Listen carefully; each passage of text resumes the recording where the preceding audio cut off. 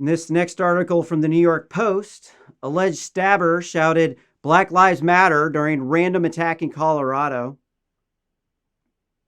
Looks like a lovely young gentleman.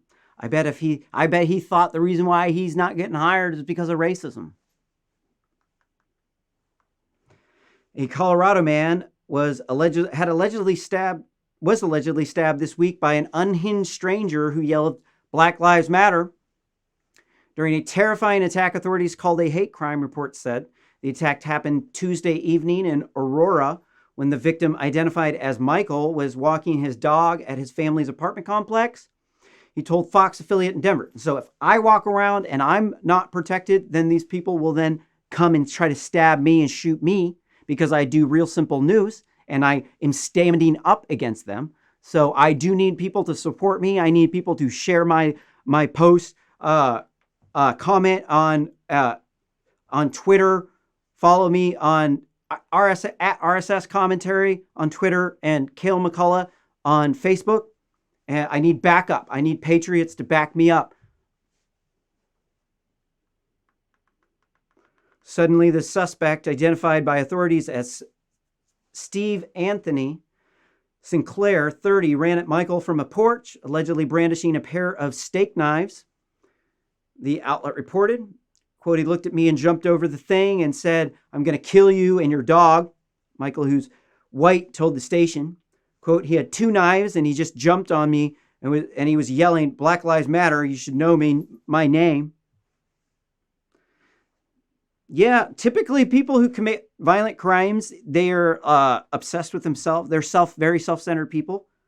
Like people who are often preaching violence against rapists and pedophiles on the internet. It's just like the loudest homophobe. They end up turning out to be the biggest flamers. The reason why they raped a woman was because they're violent. They didn't get what they want, and then they raped her. And then they threatened to kill other rapists because they're trying to either cover up their bad actions or they haven't turned into a rapist yet. But you must start questioning people's motivations for things. People are very self-centered. They're very self-serving. They do these things because they can't think outside of themselves. Front door. Right in the middle of his complex Greensview apartments, Michael found himself in a fight for his life. It collapsed my lung. I had a puncture in my diaphragm.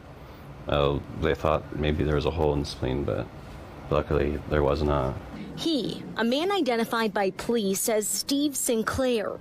The incident while Michael was walking his dog Tuesday evening around 5:30. He looked at me and jumped over the thing and was like, "I'm going to kill you, you and your dog." And he had two knives and he just jumped on top of me and he's yelling, "Black Lives Matter, you should know my name." A responding officer reported Sinclair saying Black Lives Matter to him too. Michael says he's never met or seen Sinclair until he came charging at him. Two kitchen steak knives.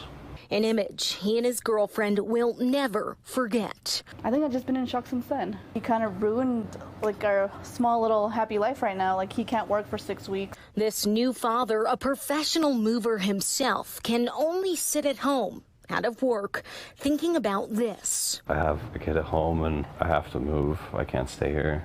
Sinclair has a court appearance scheduled for Monday morning. These people can't understand why people hate them, man. They can't understand. They can't get it through their head. They're like, "No, man, this is an equality movement, man. No, you just give us everything that we want and we'll just leave you alone." Right. No. They're going to kill your friends, dude. They're going to rig your elections. They're going to continue to riot and loot and burn your city down because they get millions of dollars in scam donations.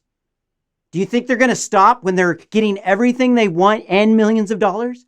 And they've risen to the top of the ivory tower? Hell no, bro. No. You just created a gangster state. Brought to you by Joe Magoo Biden, the author of the 1994 crime bill that created the prison-industrial complex, and Kamala the snitch Harris, who is behind Russiagate.